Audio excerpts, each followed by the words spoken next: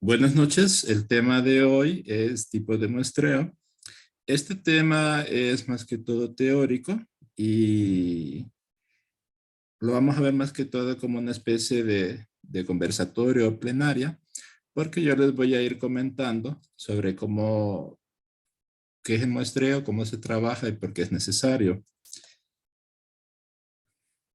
Vamos a ver, introducción. Al hacer una investigación, no siempre nos es posible obtener información sobre todos los elementos de la población, ya que en ocasiones esta puede ser infinita o sencillamente muy numerosa, lo cual incrementaría los costos y el tiempo de la investigación, por lo que el investigador deberá seleccionar una muestra para hacer el estudio, ya que siempre habrán limitaciones en el uso de recursos y tiempos para desarrollar la investigación.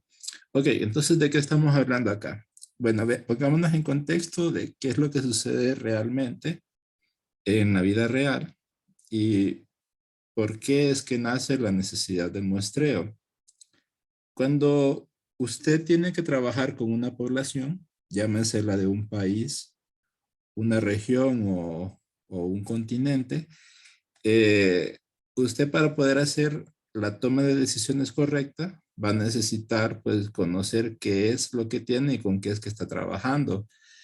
Imagínense que usted quiere tomar medidas para ahorita lo de la pandemia. Necesita tener información sobre cómo es su población, qué porcentaje de su población se encuentra en riesgo, qué porcentaje de su población se ha infectado o se ha visto con síntomas de COVID, y en base a eso, a esa información, usted toma las medidas necesarias para combatirla y para, pues, protegerse ante este tipo de pandemia. O si usted está hablando en términos políticos, también necesita saber cómo es el porcentaje, cómo se divide, qué tipo de religión tiene, cuál parte es urbana, qué parte es rural y otro tipo de indicadores. Entonces usted necesita conocer qué es lo que tiene para tomar decisiones. Para conocer qué es lo que tiene, generalmente lo ideal en un mundo perfecto sería hacer un censo, que como habíamos dicho antes en la clase, un censo, un censo pues consiste en un levantamiento de información, una recopilación de información, pero de toda la población. Es importante eso, que sea de toda la población.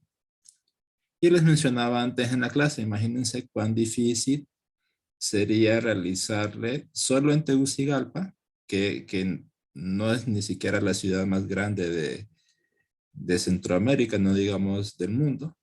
Aquí sería sumamente difícil que lo lográramos, si no es que casi imposible, porque para recoger información de toda la población, usted tiene que ir a todas las casas y recoger información de todas y cada una de ellas, que no siempre las va a encontrar. Si usted lleva una cuadrilla digamos, a la Kennedy y la lleva en un horario de oficina de 8 a 4 de la tarde, lo más probable es que hayan varios hogares a donde los miembros todos estén fuera de la casa y no los encuentre. Entonces ya usted ya ahí ya va perdiendo información y no puede ser un censo si no los tiene a todos los miembros de la población.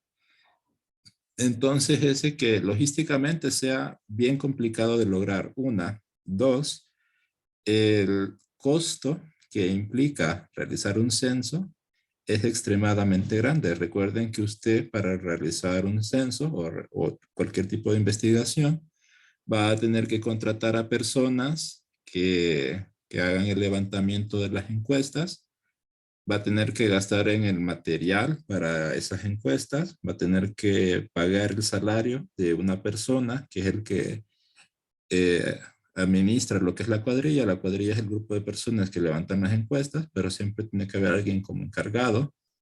Tiene que costear lo que es el transporte y traslado de la gente desde una oficina hacia el lugar donde va a levantar la información y regreso de la información hacia una oficina.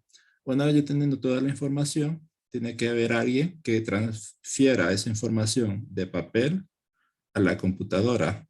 Esos son los digitadores, eso es, además de que es un tiempo enorme que se llevarían de hacer ese proceso, es una gran cantidad de dinero también la que conlleva, además del material informático para lograrlo.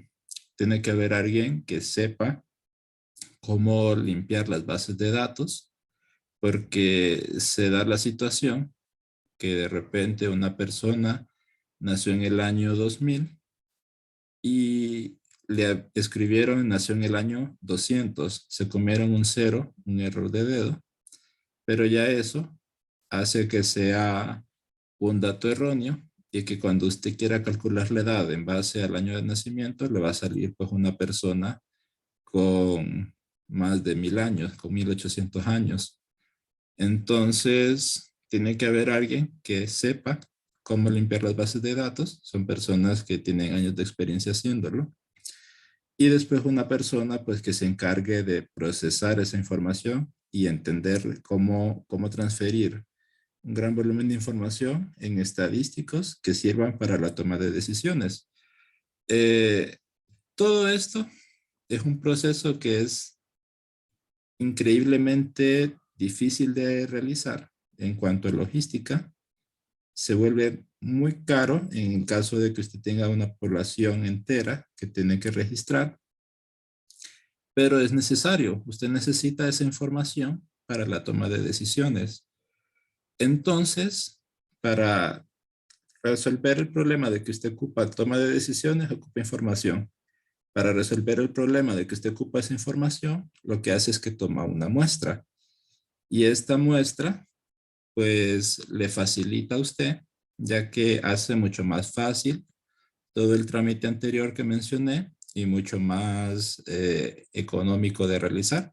De hecho, es posible económicamente que lo realice, que usted encuentre los fondos para hacerlo. Ahora, algo que no hemos mencionado es cómo tomar esa muestra y qué es lo que nos asegura a nosotros que esa muestra esté bien tomada o haya sido el correcto proceso de realizarla. Entonces hablemos un poco sobre ello. Primero, ¿qué tipos de muestreo hay? Eh, Vamos a tener que existe el muestreo aleatorio y el muestreo no aleatorio. El muestreo aleatorio es aquel que cumple con la condición de que todos los elementos de la población tienen la misma probabilidad de ser escogidos para formar parte de la muestra. Y el muestreo no aleatorio cumple con la condición de que los elementos de la población no tienen la misma probabilidad de ser escogidos para formar parte de la muestra, ya que el criterio del investigador afecta esa posibilidad de selección. Voy a hablar primero del muestreo no aleatorio. Eh,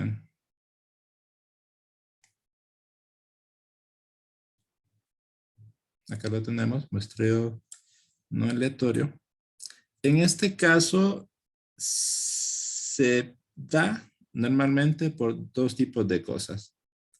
Por accidente, que no era su intención, pero no lo realizó bien y entonces esto invalida toda su investigación. Se puede dar intencional cuando sean dos cosas. Una, que usted quiere cometer fraude, o dos, porque usted quiere conocer algo en específico y necesita un grupo específico de, un objeto de estudio específico para realizar el estudio y entonces lo va escogiendo de uno en uno de manera que logre obtener personas con esa condición en específica. Eh, Esto, pues tenemos el problema de que cuando usted hace un estudio en un muestreo que es no aleatorio, pues realmente los resultados van a ser válidos únicamente para los objetos de su muestra. No pueden ser válidos para los objetos de la población en general. Entonces, eh, de repente le puede servir como para tener una idea de algo, pero no le dan no le validan que esa información sea cierta para toda la población, que al final es lo que queremos. La idea de sacar una muestra es tener información sobre todo lo que ocurre en la población. Si yo quiero saber qué pasa en Tegucigalpa, en lugar de encuestar el millón de personas, millón y 1.3 creo que son millones de habitantes que hay en Tegucigalpa, pueda querer entrevistar de repente una muestra de unos 50,000 o 100,000 personas nada más. Eh, si yo no hice bien mi muestreo y es un muestreo no aleatorio, pues esa información no me va a servir para hablar de toda Tegucigalpa, solo me va a servir para hablar de mi muestra y que no es lo que queremos. ¿Cuándo sí nos va a servir el muestreo para hablar de toda la población? Pues cuando el muestreo sea aleatorio. Si el muestreo es aleatorio, significa que yo no me escogí la muestra de manera que me den un resultado que yo quiero, sino que la muestra me va a dar el resultado de lo que es, de lo que se tiene. Veamos una diferencia sencilla entre los dos grupos. Imagínense que a mí me están pidiendo eh, información sobre los estudiantes y me van a dar una especie de bono si los resultados en los exámenes o en el laboratorio son sobresalientes. Entonces yo escojo solo los estudiantes sobresalientes para mandar a que los analicen. Y como estos son sobresalientes, me va a salir que todo el grupo es sobresaliente. Estoy modificando los resultados a manera de que las respuestas obtenidas me convengan. Ese sería un muestreo no aleatorio porque yo lo selecciono sabiendo cómo es el desempeño de esos estudiantes.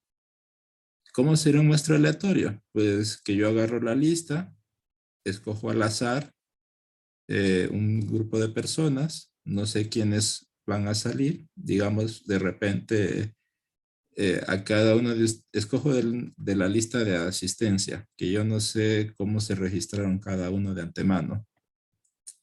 Entonces, ya si lo escojo al azar, sin saber yo quiénes van a ser seleccionados, ahí ya no estoy ejerciendo ningún control a mi interés de cómo van a resultar en las evaluaciones los estudiantes. Y en ese caso, pues el resultado, si es verdaderamente aleatorio y el muestreo se hizo bien, va a representar a todo el grupo. Entonces, de un grupo de 40 estudiantes que están matriculados, yo puedo escoger unos 4 o 5 que representen a todo el grupo de estudiantes. Bueno, ustedes son 30, creo, son como 30 matriculados nada más. ¿Cómo podemos sacar este muestreo aleatorio? Hay distintas formas. Está el muestreo aleatorio simple, el aleatorio sistemático, el estratificado y el por cúmulos. Voy a hablar un poco de cada uno. El aleatorio simple, pues usted lo puede escoger con un método sencillo. Por ejemplo, quizás lanzar un dado o una moneda y todos tienen la misma probabilidad de salir seleccionados. En el aleatorio sistemático, de repente, usted puede hacerlo como yo tengo la lista de estudiantes, ustedes se apuntaron ahí, la fueron pasando, la lista de asistencia, y luego se va a escoger a las personas que tengan el número de asistencia con múltiplos de 5, digamos. Entonces se escoge a la persona que esté en la fila 5, en la fila 10, en la fila 15, en la fila 20, en la fila 25. Ojo, yo no tengo que saber cómo se registraron en la lista, ¿verdad? Yo solo digo, voy a escoger ahorita los que estaban en los múltiplos de 5. Ya con eso, entonces yo voy a ver la lista y me doy cuenta que, salió esta persona, esta persona, esta persona.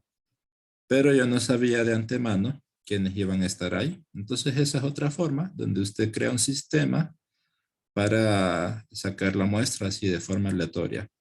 Eh, los muestreos estratificados y por cúmulos ya son un poco más especializados, ya son un poco más más precisos cuando usted quiere una información un poco más confiable y más exacta.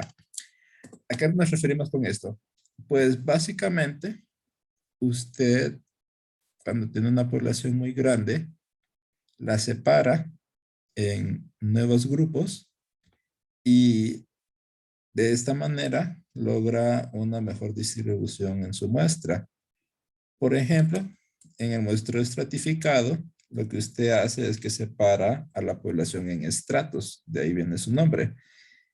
Imagínense que yo lo que quiero es hacer un estudio sobre el nivel económico que tienen los hogares en Tegucigalpa o los habitantes de Tegucigalpa. Entonces, yo separo por colonias. Esos van a ser mis nuevos estratos a Tegucigalpa.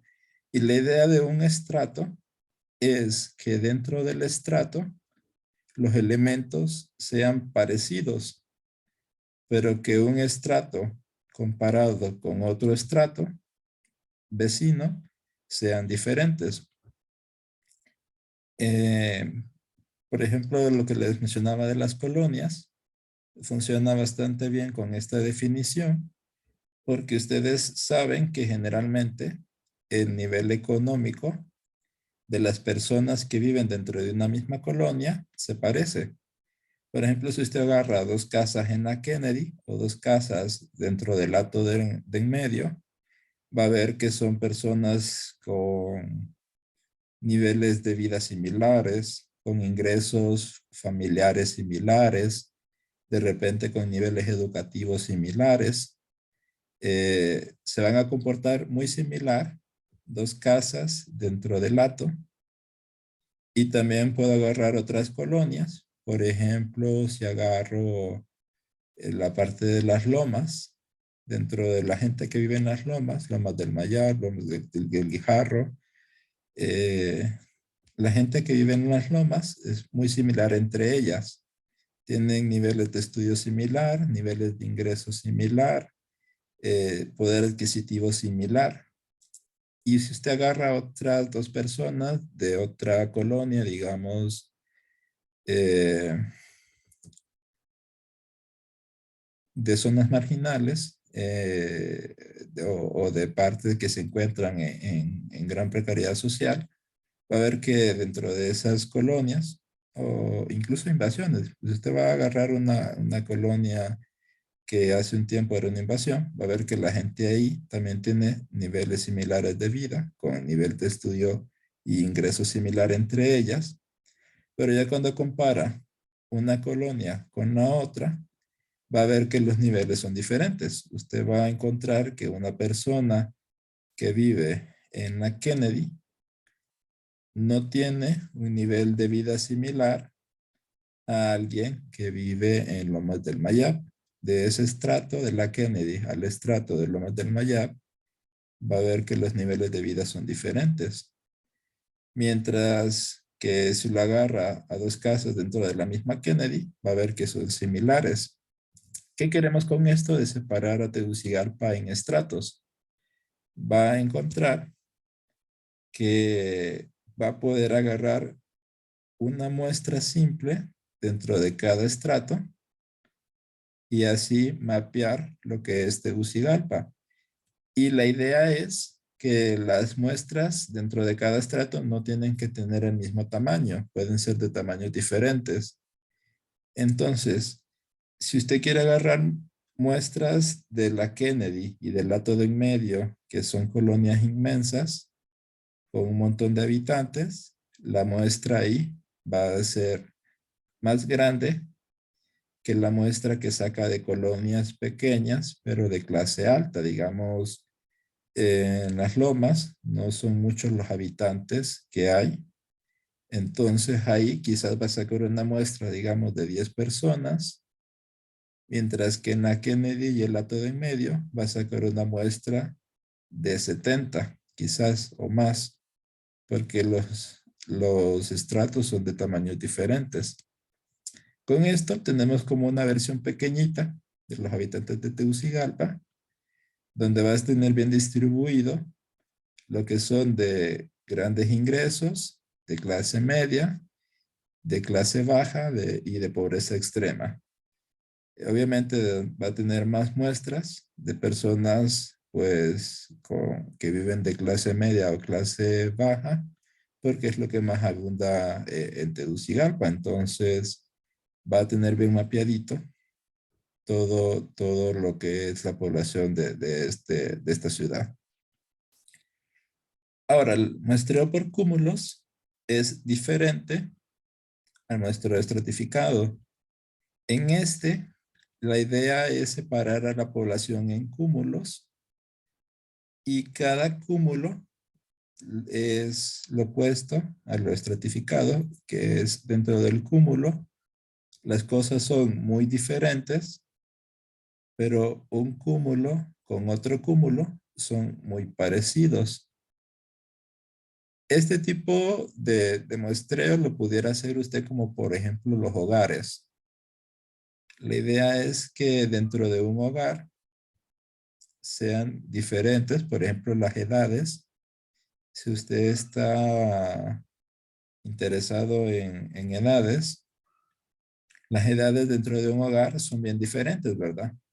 Usted va a tener que un hogar se puede componer de adultos, niños, jóvenes, adolescentes, y muchas veces tiene personas de la tercera edad también ahí. Entonces, la edad ya puede tener hasta bebés. Entonces, dentro de un hogar, las edades van a ser bien diferentes dentro del mismo hogar. Pero cuando compara su hogar con el mío, con el de su compañero, con el de su compañera, van a ver que los comportamientos son similares. Lo más probable es que la estructura del hogar de su casa, de su hogar, con la de su compañero o la de su compañera, sean muy similares, que va a encontrar una persona con más de 50 años, una persona que tenga menos de 20 y una persona que esté entre 20 y 50. Es lo más probable que encuentre en su hogar y en el de sus compañeros. Entonces, dentro de hogar con hogar parecido, dentro del hogar diferente. Es casi como la idea opuesta del estratificado. Y ahora, usted redujo esa enorme cantidad de personas en Tegucigalpa, la redujo a hogares. Y la ventaja de los hogares es que ya están en catastro cuáles son todas las casas de habitación que hay en Tegucigalpa. Entonces agarra esa lista y en lugar de analizar todos los hogares de la Kennedy, usted escoge que de la Kennedy tienen que salir 20 casas. Entonces va a la Kennedy, lleva la cuadrilla, tiene que mapear 20 casas. Usted toca la puerta de unas cuantas. Si lo atienden bien, recoge la información.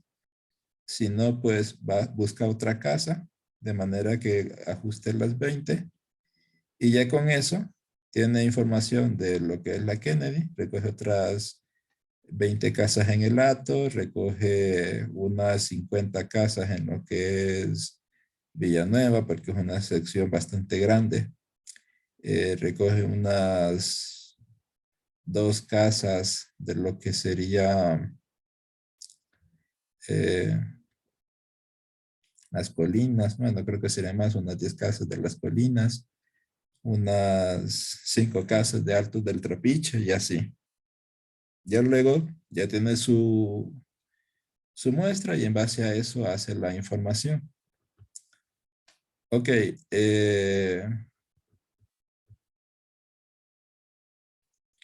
antes aquí les ponían un video, un enlace para un video, pero veo que se los quitaron, entonces no lo vamos a ver. Acá está. Aquí tienen el enlace a un video de YouTube. Le dan clic para verlo, que les doy un poco más de información de lo que es el muestreo. Y se van a hacer el primer ejercicio de la tarea. Si ustedes se fijan, el primer ejercicio de la tarea, pues son preguntas teóricas. Usted la contesta con lo que está en el PDF. Y si no, puede también buscarlo en internet o en el libro de estadística y ahí lo va a poder contestar. Son todas preguntas teóricas. Entonces esa es la asignación para mañana. Por hoy sería todo. Les cedo el micrófono por si tienen preguntas. Si no, pues hasta aquí nos quedamos por hoy.